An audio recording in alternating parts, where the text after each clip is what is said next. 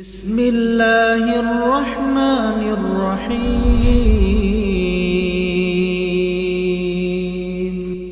إن الحمد لله نحمده ونستعينه ونستغفره ونعوذ بالله من شرور أنفسنا ومن سيئات أعمالنا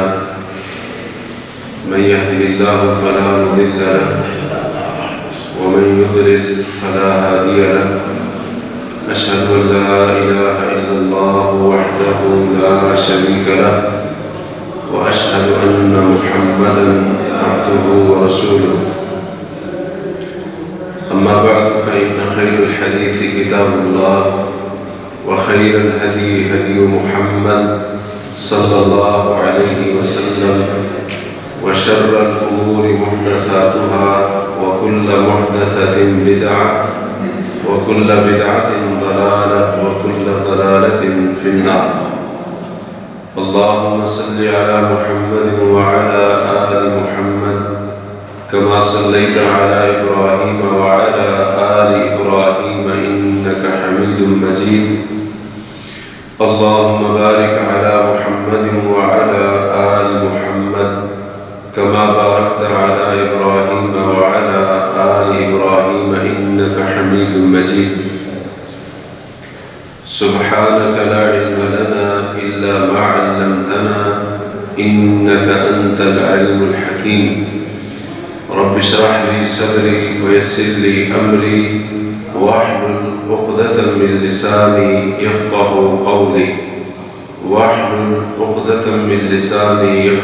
قولي اللهم انفعنا بما علمتنا وعلمنا ما ينفعنا وارزقنا علما تنفعنا به. أعوذ بالله من الشيطان الرجيم. بسم الله الرحمن الرحيم. كنتم خير أمة أخرجت للناس تأمرون بالمعروف وتنهون عن المنكر وتؤمنون بالله. اللہ تبارک و تعالیٰ کی تعریف و تقدیس اور نبی کریم صلی اللہ علیہ وسلم کی ذات گرامی پر درود و سلام کے بعد آپ کے سامنے سورۃ آل عمران کی ایک آیت پڑھی ہے جس میں اللہ تبارک و تعالیٰ نے اس امت کی فضیلت، اس امت کے مقام و مرتبے، شرف اور عظمت کو بیان کرتے ہوئے فرمایا کنتم خیر امت اخرجت للناس. اے امت محمد صلی اللہ علیہ وسلم، تم تمام امتوں میں سے سب سے بہتر افضل امت ہو. اخرجت للناس، تمہیں لوگوں کے لیے نکالا گیا ہے، لوگوں کے فائدے کے لیے نکالا گیا ہے. تأمرون بالمعروف وتنہون عن المنکر، تم نیکی کا حکم دیتے ہو اور برائی سے منع کرتے ہو. وتؤمنون باللہ، اور تم اللہ پر ایمان رکھتے ہو. اس آیت میں اللہ تبارک و تعالی نے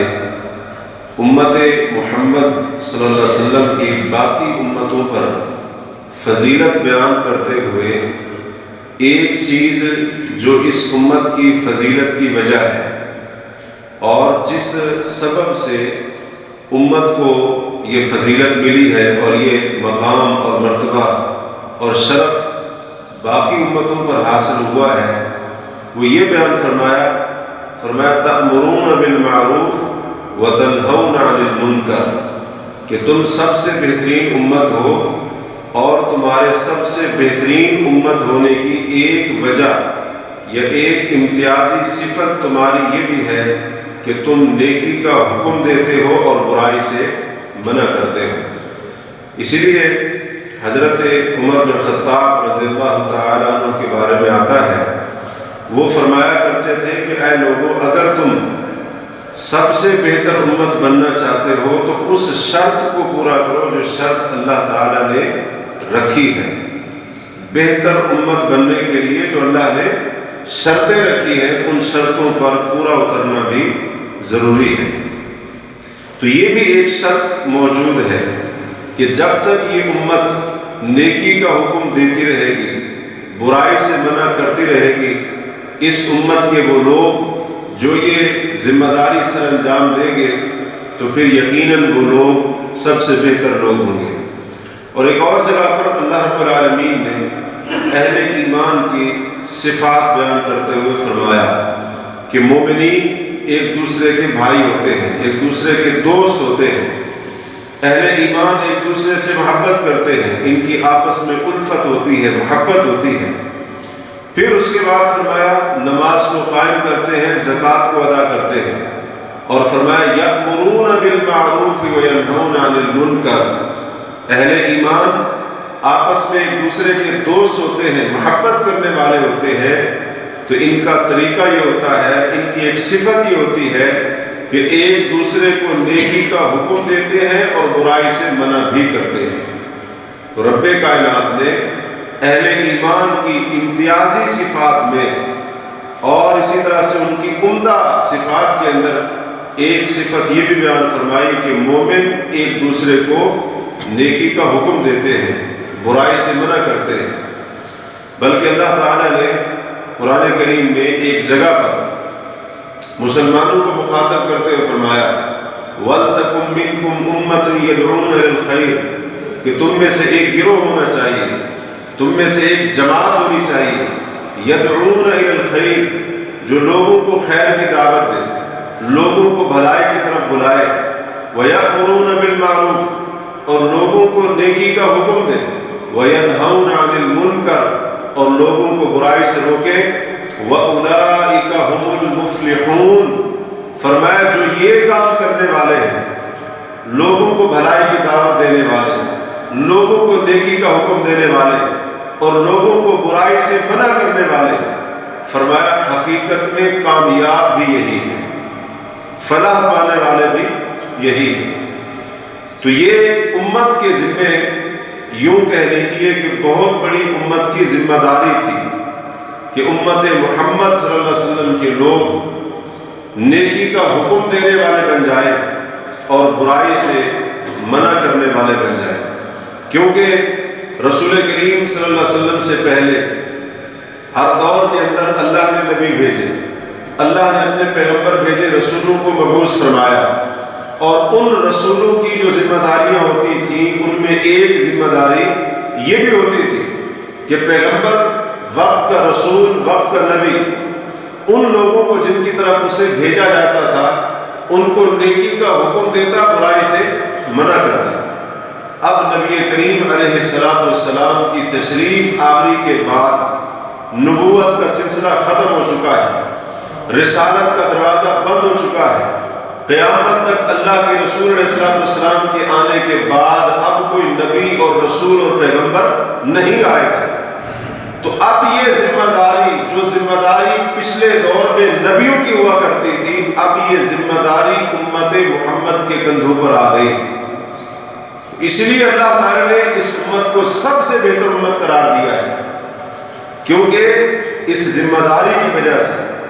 لیکن آج ہم لوگ نبی کریم علیہ السلام کہ ہم جو امتی ہیں،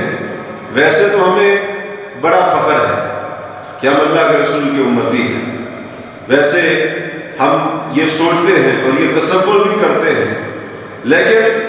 اس بات پر بھی ہمیں غور کرنا چاہیے کہ جن صفات کی وجہ سے امت محمد کو سب سے بہتر امت کہا گیا تھا، کیا وہ صفات میرے اندر بھی ہیں؟ اگر آج میں نبی کریم علیہ السلام کا امتی ہونے پر فخر محسوس کرتا ہوں، میں سمجھتا ہوں کہ میں محمد کریم علیہ السلام کا امتی ہوں، اللہ نے مجھے بڑا اعزاز دیا ہے، بڑا شرف دیا ہے، بڑی فضیلت سے نوازا ہے، تو مجھے چاہیے کہ میں غور کروں جس وجہ سے اللہ تعالیٰ نے امت محمدیہ کو اعزاز دیا تھا، فضیلت دی تھی، کیا وہ صفت میرے اندر بھی موجود ہے؟ اعزاز اور فضیلت دینے کی ایک وجہ کیا تھی؟ وہ یہ صفت تھی کہ اس امت کے لوگ نیکی کا حکم دیتے ہیں، برائی سے منع کرتے ہیں۔ تو آج ہم لوگ اس ذمہ داری کو بھول گئے، نیکی کا حکم دینا، برائی سے منع کرنا۔ ہماری آنکھوں کے سامنے کئی مرتبہ ایسے ہوتا ہے کہ لوگ نیک کام کے اندر سستی کر رہے ہوتے ہیں، بلکہ آج کل جو حالات چل رہے ہیں ہم مسلمانوں کے، ہمیں تو کئی مرتبہ یہ دیکھنے کو ملتا ہے کہ لوگ فرائض کے اندر کوتاہی کر رہے ہیں، لوگ نماز کے اندر کوتاہی کر رہے ہیں، لوگ اس جیسی بڑی بڑی عبادات کو چھوڑ رہے ہیں، سستی کر رہے ہیں، لیکن ہم جائے کہ لوگوں کو نفلی عبادات کی، لوگوں کو مسنون عبادات کی دعوت دیتے، ان کا حکم دیتے، ہم تو لوگوں کو فرض عبادات کی بھی دعوت نہیں دیتے ہیں۔ اگر کوئی نماز چھوڑ رہا ہے ہمارے ساتھ رہنے والا، ہم خود پڑھیں گے لیکن ساتھ والے کو نماز کا حکم نہیں دیں گے۔ ہماری ذمہ داری تأمرون بالمعروف، اور یہ ذمہ داری رب العالمین نے لگائی ہے، یہ کسی انسان نے نہیں لگائی ہے، یہ کسی ادارے یا جماعت نے نہیں لگائی ہے، یہ کسی ملک یا قوم نے نہیں لگائی ہے، اللہ رب العالمین نے یہ ذمہ داری لگائی ہے۔ تو نیکی کا حکم ہونا چاہیے تھا۔ اور پھر اس کے برعکس دیکھ لیں کہ آج برائی اور شر کس قدر غالب، لوگ کس قدر نافرمانی اور حرام کے کاموں کے اندر مبتلا ہے، اور بہت مرتبہ ایسے ہوتا ہے کہ ہماری آنکھوں کے سامنے کئی دفعہ گناہ کیا جاتا ہے، ہماری نظروں کے سامنے کئی لوگ برا کام کرتے ہیں، لیکن ہم زبان سے ٹوکنے تک کی بھی طاقت نہیں رکھتے ہیں، ہم اس کو زبان سے کہہ کر روکتے بھی نہیں کہ یہ برا کام ہے، یہ غلط کام ہے، یہ کام مت کرو، یہ گناہ کا کام ہے، نافرمانی کا کام ہے۔ تو اللہ تعالیٰ نے ہماری ذمہ داری لگائی تھی، لیکن آج ہم لوگ اس ذمہ داری کو بھول چکے ہیں، جس کا نتیجہ یہ نکلا کہ برائی زیادہ ہے اور خیر بہت کم ہے، گناہ بکثرت موجود ہے، اور اسی طرح سے نیک اعمال بہت تھوڑے رہ گئے۔ جب برائی کو روکا نہیں جائے گا، گناہ کرنے والے کے ہاتھ کو نہیں پکڑا جائے گا، اور جو لوگ اس کو دیکھ رہے ہیں، جن کے سامنے وہ غلط کام کر رہا ہے، اگر وہ یہ سوچتے رہیں گے کہ گناہ کر رہا ہے تو اپنا سر کھائے، گناہ کر رہا ہے تو خود بھگتے گا، اگر یہ سوچ رہے گی تو پھر اس کا نتیجہ یہی نکلتا ہے، معاشرے کے اندر برائی پھیلتی ہے، اور اسی طرح سے برائی اور گناہ کی شرح کے اندر اضافہ ہوتا ہے۔ تو آج ہم لوگ یہ رونا تو روتے ہیں کہ غلط لوگ بہت زیادہ ہیں، برا کام کرنے والے لوگ بہت زیادہ ہیں، بھئی جو بڑے بڑے مجرم ہیں اور بڑے بڑے غلط کام کرنے والے ہیں، انہوں نے سب سے پہلے غلطی کی ابتدا کسی چھوٹی سی نافرمانی سے کی، اور کسی نے ان کو روکا نہیں ہوگا، کسی نے دیکھا ہوگا لیکن روکا نہیں ہوگا، پھر جب اس کو روکا نہیں گیا تو پھر اس نے سمجھا ہوگا کہ شاید یہ کام اچھا ہے، اس نے ایک اور ویسا کام کیا، پھر ایک اور ویسا کام کیا، نتیجہ یہ نکلا کہ معاشرے کے اندر برائی پھیلتی ہی چلی گئی۔ تو برائی سے جب ہم نہیں روکیں گے، برائی کے خلاف ہم کھڑے نہیں ہوں گے، آواز نہیں اٹھائیں گے، اور اسی طرح سے برائی کرنے والے کو، گناہ کرنے والے کو نہیں ٹوکیں گے، اس کے ہاتھ کو نہیں پکڑیں گے، اور اسی طرح سے اس کے راستے میں رکاوٹ نہیں ڈالیں گے، تو پھر اس کا یہی نتیجہ ہوگا کہ برائی بھی زیادہ ہوگی اور برائی کرنے والے بھی زیادہ ہوں گے۔ اور جب ہم برائی کو روکیں گے، غلط لوگوں کو ہم ٹوکیں گے، غلط کام کرنے والوں کو ہم روکنے کی کوشش کریں گے اپنی استطاعت کے مطابق، تو انشاءاللہ برائی بھی کم ہوگی اور برائی کرنے والوں کی تعداد کے اندر بھی کمی آئے گی۔ تو جب انسان برائی سے روکتا ہے، نیکی کا حکم دینا، برائی سے روکنا، یہ بڑا عظیم عمل ہے، اس کی فضیلت ہے جو اپنی جگہ پر موجود ہے قرآن کے اندر، صحیح احادیث کے اندر،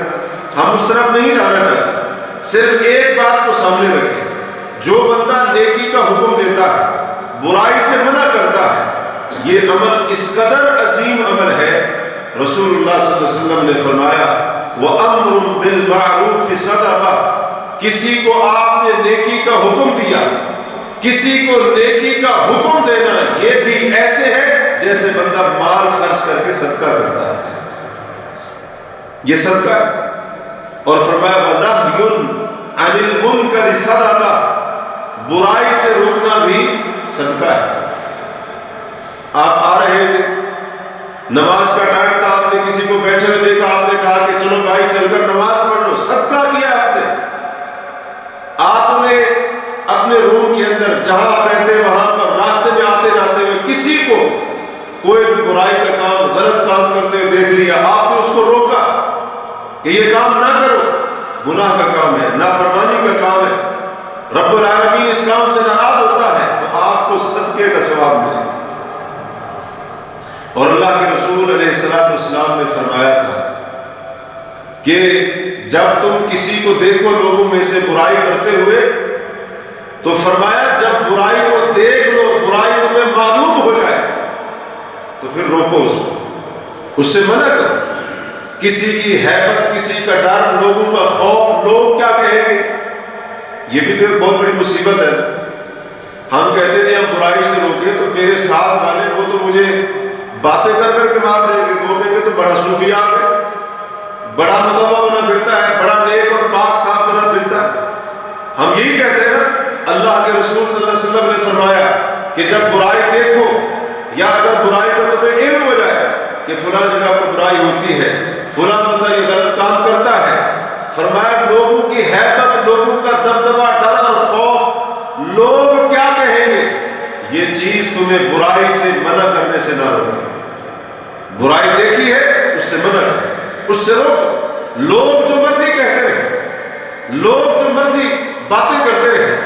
جو آوازیں کستے رہے، جو باتیں بناتے پھر ان کو کہنے دے، لیکن برائی کو دیکھ لیا یا برائی کے بارے میں، گناہ کے بارے میں معلوم ہو گیا، فرمایا اس کو روکو۔ تو یہ نبی کریم علیہ السلام کی تعلیمات تھی اس حوالے سے۔ اور اللہ کے رسول علیہ السلام نے فرمایا ایک حدیث میں، فرمایا من رأى منکم منکرا فلیغیرہ بیدہ، تم میں سے جو بندہ کسی بھی برائی کو دیکھ لے، کسی بھی گناہ کے کام کو دیکھ لے، فرمایا فلیغیرہ بیدہ، اگر اس کے اندر طاقت ہے تو اپنے ہاتھ کے ساتھ، اپنی قوت کے ساتھ اس برائی کو روک لے۔ یہ پہلا درجہ اور یہ سب سے اعلیٰ درجہ ہے گناہ کو روکنے کا، برائی سے منع کرنے کا۔ اس کے بعد فرمایا فَإِن لَمْ يَسْتَطِعْ فَبِلِسَانِهِ، اگر ہاتھ کے ساتھ، طاقت کے ساتھ، قوت بازو کے ساتھ روکنے کی طاقت نہیں ہے، برائی سے منع نہیں کر سکتا، سامنے والا غالب ہے، گناہ کرنے والا زیادہ طاقت والا ہے، ہاتھ کے ساتھ، قوت کے ساتھ روکنے کی طاقت نہیں، فرمایا فَبِلِسَانِهِ، تو پھر اپنی زبان کے ساتھ برائی سے منع کر، زبان سے کہہ دے کہ یہ کام برا ہے، اس سے باز ہے، اس سے روک دو۔ یہ دوسرا درجہ برائی سے روکنے کا۔ اور فرمایا فَإِن لَمْ يَسْتَطِعْ فَبِقَلْبِهِ، اگر زبان سے روکنے کی بھی طاقت نہیں ہے تو کم از کم گناہ کو دل سے برا ضرور جانے، دل کے اندر ضرور یہ رکھے کہ یہ بندہ غلط کام کر رہا ہے، یہ بندہ برائی کا کام کر رہا ہے، یہ اللہ کو ناراض کرنے والا کام کر رہا ہے۔ اور فرمایا وَذَلِكَ أَضْعَفُ الْإِيمَانِ، اور یہ ایمان کا سب سے کمزور ترین درجہ ہے کہ بندہ صرف دل کے اندر برائی کو برا سمجھے، غلط کام کو دل کے اندر برا سمجھے، زبان سے نہیں روکا، ہاتھ سے بھی نہیں روکا، صرف دل کے اندر یہ کہ بندہ غلط کام کر رہا ہے، فرمایا یہ ایمان کا کمزور درجہ ہے، سب سے کمزور درجہ ہے۔ اور ایک اور حدیث میں آتا ہے کہ نبی کریم علیہ السلام نے یہ تینوں درجے بیان فرمائے۔ فرمایا پہلی بات، ہاتھ کے ساتھ، طاقت کے ساتھ روکو، طاقت نہیں کر سکتے، زبان سے روکو، زبان سے نہیں، دل کے اندر برا جانا، اور اگر دل کے اندر بھی بندہ برائی کو، گناہ کو برا نہیں سمجھتا ہے، فرمایا وَلَيْسَ وَرَاءَ ذَلِكَ حَبَّةُ خَرْدَلٍ مِّنْ ایمان، اگر کوئی بندہ گناہ ہوتا ہوا دیکھ کر دل میں اس کو برا نہیں سمجھتا ہے، تو فرمایا پھر اس بندے کے دل میں رائی کے دانے کے برابر بھی ایمان باقی نہیں۔ آج ذرا ہم اپنے ایمان کو چیک کریں، آج جو ماحول ایک بنتا جا رہا ہے، تو کئی لوگ ہوتے ہیں جو گناہ کا کام ہوتے ہوئے دیکھ کر خوش ہوتے ہیں، دل کے اندر ان کو برا نہیں لگتا ہے. ایمان کا تقاضا یہ تھا کہ دل میں برا لگنا چاہیے تھا لیکن وہ خوش ہوتے ہیں. تو ایمان بچے. تو یہ کوئی عام سی بات نہیں ہے کہ برائی سے انسان نہ روکے اور اسی طرح سے گناہ سے منع نہ کرے اور برائی جو ہو رہی ہے اس کو تبدیل نہ کرے. تو یہ کوئی عام چیز نہیں ہے. اس کے بڑے بڑے نقصانات موجود ہیں. مثال کے طور پر برائی سے نہ روکنے کا ایک نقصان یہ ہوتا ہے کہ بندے کی دعا قبول نہیں ہوتی. ایک حدیث میں آتا ہے اللہ کے رسول علیہ الصلوۃ والسلام نے فرمایا اے لوگوں تم نیکی کا حکم دو گے, برائی سے ضرور منع کرو گے. اگر تم نے ایسے نہ کیا تو پھر ہو سکتا ہے ایسا وقت آئے تم اللہ سے دعائیں کرو, اللہ تمہاری دعائیں قبول نہ کرے. آج ہم یہ تو کہتے ہیں کہ ہماری دعائیں قبول نہیں ہوتی. دعا بڑی کی تھی قبول نہیں, بہت عرصے سے کر رہا ہوں اب تک قبول نہیں. تو ذرا ادھر بھی تو دیکھ لیں کہ کہیں دعا کے قبول ہونے میں یہ رکاوٹ بھی تو موجود نہیں ہے. یہ بہت بڑی رکاوٹ ہے. اگر ہم نے نیکی کا حکم دینا چھوڑ دیا, برائی سے روکنا چھوڑ دیا, تو رسول اللہ صلی اللہ علیہ وسلم نے فرمایا اگر تم ایسا کرو گے تو پھر ہو سکتا ہے دعائیں کرو اللہ تعالیٰ تمہاری دعائیں قبول نہ کرے. تو کتنا بڑا دیکھیں نقصان ہے. دعا جیسی عظیم عبادت اس کی قبولیت کے اندر رکاوٹ آ رہی ہے. کیوں؟ اس کی وجہ یہ ہے کہ برائی کرنے والے کو, گناہ کرنے والے کو نہیں روکا جا رہا. آج جیسے کہ ہم یہ کہتے ہیں بھی ہر کسی نے اپنی قبر کے اندر جانا ہے, ہر کسی نے اپنا حساب دینا ہے, اپنا جواب دینا ہے. اگر وہ کر رہا ہے تو اس نے اپنی قبر میں جانا ہے. مجھے کیا ضرورت ہے اس کے ساتھ منہ ماری کرنے کی اور اسی طرح سے اس کو یہ باتیں کرنے کی. آج ہم یہی کہتے ہیں جبکہ ایسا نہیں ہونا چاہیے. ہمارا ایمان, ہمارا دین اس چیز کی اجازت نہیں دیتا ہے. تو انسان کو دین کے معاملے میں بھی خود غرض نہیں ہونا چاہیے. یہ نہیں کہ خود اللہ اللہ کرتے رہے, لوگ جو مرضی چلو جو کرتا ہے کرتا رہے, ایسا نہیں. تو اب دیکھیں کتنا بڑا نقصان ہے. فرمایا دعائیں قبول نہیں ہوئی. اسی طرح سے اگر انسان برائی سے نہیں روکتا ہے, گناہ سے نہیں روکتا ہے. کچھ لوگ موجود ہیں اس جگہ پر جہاں پر بندہ رہ رہا ہے, گناہ کرنے والے, نافرمانی کرنے والے, اور کچھ ایسے لوگ وہاں پر موجود ہیں جو ان کو دیکھ رہے ہیں لیکن برائی سے روکتے نہیں. اس کی وجہ سے اللہ تعالیٰ کی بندوں پر لعنت نازل ہوتی ہے. جو گناہ کو دیکھ کر اس سے روکتے نہیں, منع نہیں کرتے. اللہ تعالیٰ نے فرمایا لعن الذین کفروا من بنی اسرائیل علی لسان داؤد و عیسی ابن مریم ذلک بما عصوا وکانوا یعتدون. وہ بنی اسرائیل, وہ یہودی جنہوں نے کفر کیا, فرمایا ان پر اللہ کی لعنت نازل ہوئی, لعنت ان کے اوپر کی گئی. حضرت داؤد علیہ السلام کی بازبانی اور حضرت عیسیٰ بن مریم کی بازبانی, اللہ نے ان کے اوپر لعنت کی ان دو نبیوں کے ذریعے. کیوں؟ ذالک بما عصوا, کیونکہ وہ نافرمانیاں کرتے تھے اور حد سے آگے بڑھ جاتے تھے, حد سے تجاوز کر جاتے تھے. آگے فرمایا کانوا لا یتناہون عن منکر فعلوہ. ان کا ایک جرم یہ بھی تھا کہ جو برائی کرتے تھے ایک دوسرے کو برائی سے منع نہیں کرتے تھے. غلط کام کرتے تھے, غلط کام سے روکتے نہیں تھے. لبئس ما کانوا یفعلون, فرمائیے کتنا برا کام کرتے تھے, کتنا برا کام کرتے تھے. برائی ان کی نظروں کے سامنے ہو رہی, گناہ ان کی آنکھوں کے سامنے ہو رہا ہے, لیکن پھر بھی اس سے روک نہیں رہے ہیں, جس کی وجہ سے اللہ تعالیٰ نے بنی اسرائیل کو ان لوگوں پر لعنت کی. ایک بہت بڑا نقصان یہ بھی ہوتا ہے برائی سے نہ روکنے کا, غلط کام سے نہ روکنے کا. گناہ نظر کے سامنے ہو رہا ہے, سامنے اللہ کی نافرمانی ہو رہی ہے, لیکن بندہ خاموش بیٹھا ہوا ہے, روکتا نہیں. تو اس کا ایک نقصان یہ ہوتا ہے کہ اگر دنیا میں اللہ کا عذاب ان گناہ کرنے والوں پر، نافرمانی کرنے والوں پر آئے گا تو جو نہیں روک رہے وہ بھی اس عذاب کی لپیٹ کے اندر آ جائے، اگرچہ وہ غلط کام نہ کر رہے، اگرچہ وہ اس برے کام کو نہ کر رہے ہیں، لیکن جب اللہ کا عذاب آئے گا تو برائی کرنے والوں کے ساتھ نہ روکنے والوں کو بھی اپنی لپیٹ میں لے لے گا۔ ہفتے کے دن مچھلیاں پکڑنے والے لوگ، یہودیوں کی ایک جماعت، ایک قوم، ان کا قبیلہ کہہ لیجیے، سمندر کے کنارے پر رہنے والا، اللہ نے ان کو حکم دیا تھا پورے ہفتے کا دن تم نے عبادت کرنی ہے، مچھلیاں نہیں پکڑنی۔ انہوں نے ہیلا کیا، چھوٹی چھوٹی نالیاں بنائی، چھوٹے چھوٹے گڑھے بنائے اور نالیوں میں پانی چھوڑ دیتے، پورے ہفتے کا دن وہاں پر نہ آتے، اتوار کے دن جب آتے تو ان چھوٹے چھوٹے گڑھوں کے اندر مچھلیاں موجود ہوتی، پکڑتے، کھاتے، بیچتے اور اپنا گزارا کرتے تھے۔ ایک جماعت وہاں پر موجود تھی جو ان کو اس کام کرنے سے روکا کرتی تھی۔ 3 گروہ ہو گئے، حضرت عبداللہ بن عباس فرماتے ہیں 3 گروہ ہو گئے تھے، ایک وہ مچھلیاں اس ہیلے بہانے سے پکڑنے والے، دوسرے ان کو اس برائی سے منع کرنے والے، اور تیسرے تھے جو خاموش تماشائی بنے رہے۔ انہوں نے اس غلط کام سے ان کو نہیں روکا۔ حضرت عبداللہ بن عباس فرماتے ہیں جب اللہ کا عذاب آیا تو ان 3 جماعتوں میں سے 2 جماعتوں کو اللہ نے بندر بنا دیا اور صرف ایک جماعت اس عذاب سے بچ سکی، وہ جماعت تھی جو اس برائی سے روکنے والی تھی۔ جنہوں نے برائی سے روکا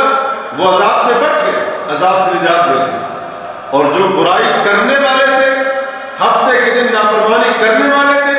اور دوسرا گروہ جو ان کی اس نافرمانی کو دیکھ کر خاموش تماشائی بنا رہا، ان دونوں گروہوں کو فرماتے ہیں اللہ تبارک و تعالی نے بندر بنا دیا، ان کے اوپر اللہ کا عذاب نازل۔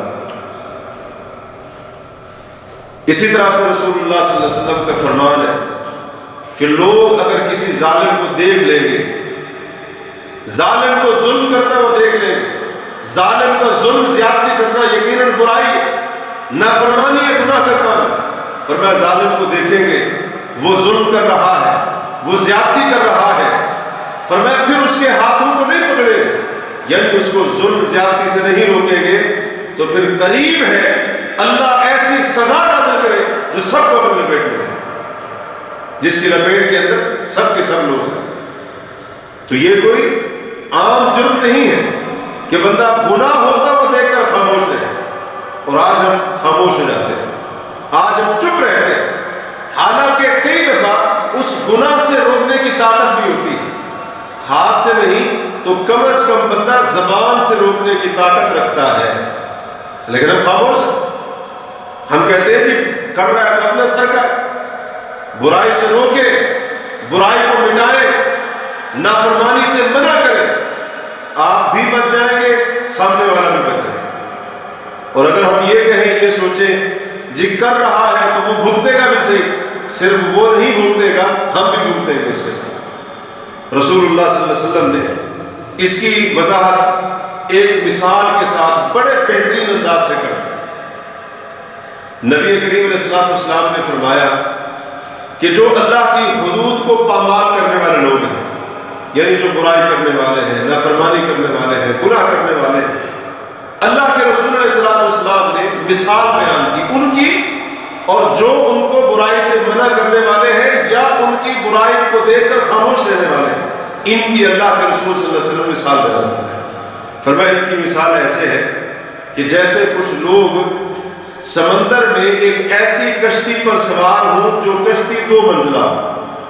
ایک منزل نیچے ہے جو بالکل بند ہے نیچے سے، دوسری منزل اوپر ہے اور وہ اوپر سے کھلی ہے۔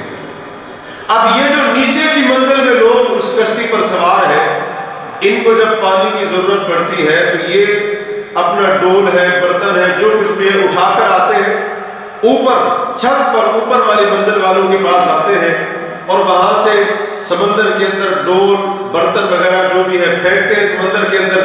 پانی نکالتے ہیں ضرورت کا اور پانی لے کر نیچے چلے جاتے ہیں۔ اب رسول اللہ صلی اللہ علیہ وسلم نے فرمایا یہ جو نیچے والے تھے ان کو بار بار اوپر جانا، اوپر سے جا کر پانی لے کر آنا تھوڑا مشقت والا کام لگا۔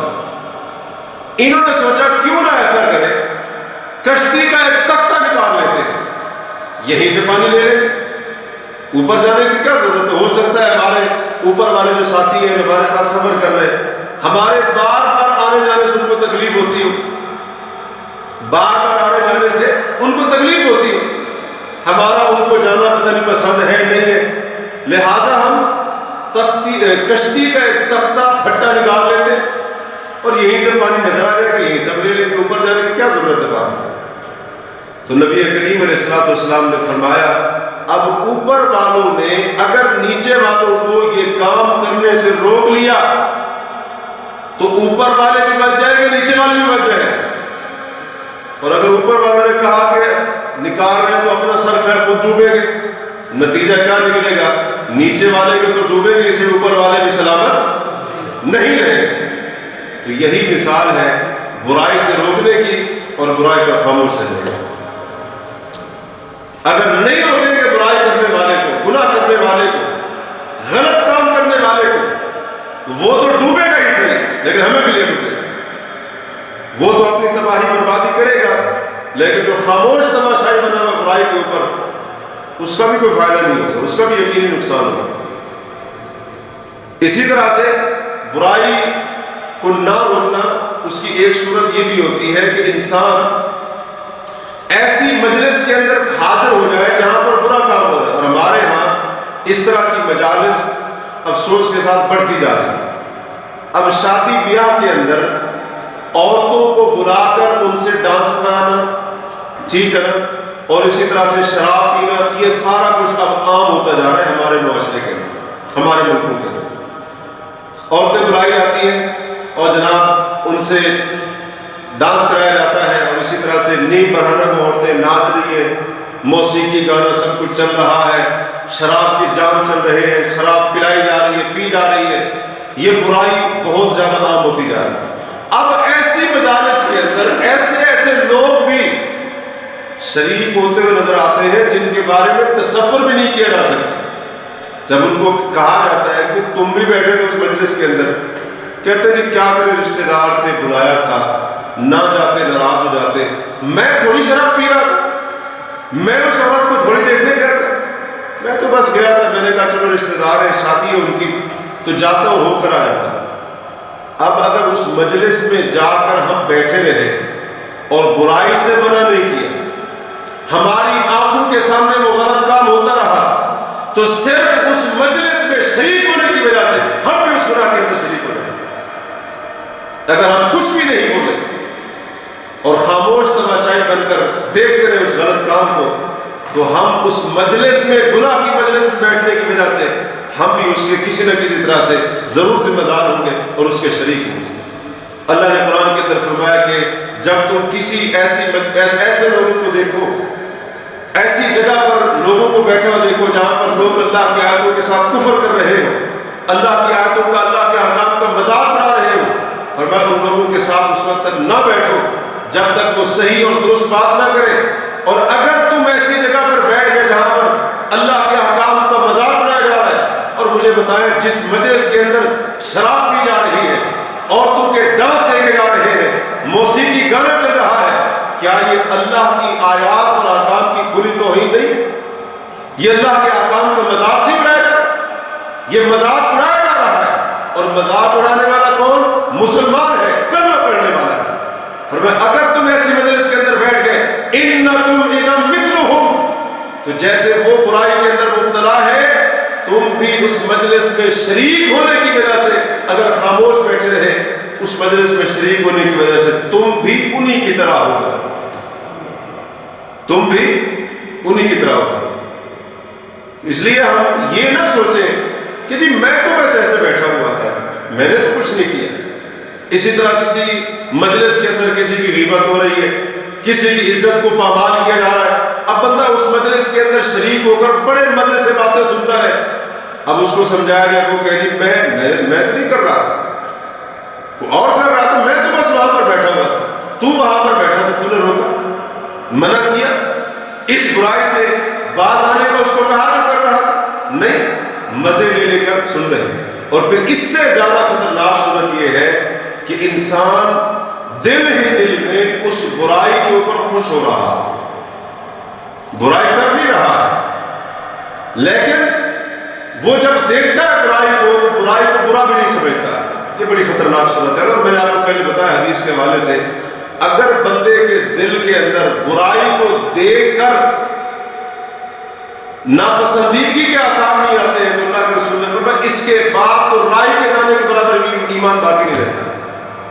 ذرہ برابر بھی ایمان باقی نہیں رہتا ہے اگر بندہ برائی کو دیکھے اور وہ دل سے برائی کو برا نہ جائے، دل سے گناہ کے کام سے نفرت نہ کرے۔ فرمایا اگر یہ کیفیت بھی نہیں ہے تو پھر رائی کے دانے کے برابر بھی دل کے اندر ایمان باقی نہیں ہے، اسے پھر اپنے ایمان کا جنازہ پڑھنا چاہیے کیونکہ اس کے ایمان کی موت ہو چکی ہے۔ اللہ تبارک و تعالیٰ سے دعا ہے کہ اللہ تبارک و تعالیٰ ہمیں اپنی اس ذمہ داری کو یاد کرنے کی اور اس کو نبھانے کی، ادا کرنے کی توفیق عطا فرمائے، اور وہ ذمہ داری ہے نیکی کا حکم دینا اور برائی سے منع کرنا۔ اللہ تبارک و تعالیٰ ہمیں ہر خیر اور نیکی کی توفیق عطا فرمائے، اللہ تعالیٰ ہمیں ہر شر اور فتنے سے محفوظ رکھے۔ اقول قولی ھذا واستغفر اللہ لی ولکم، سبحانک اللہم وبحمدک، اشہد ان لا الہ الا انت، استغفرک واتوب الیک۔